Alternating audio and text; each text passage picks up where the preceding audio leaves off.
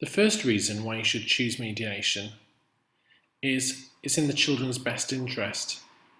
It's well known that children like to see their parents communicating and cooperating, and this has a beneficial effect on family life. And it also maintains those important family relationships. Mediation may be the first step to re-establishing communications.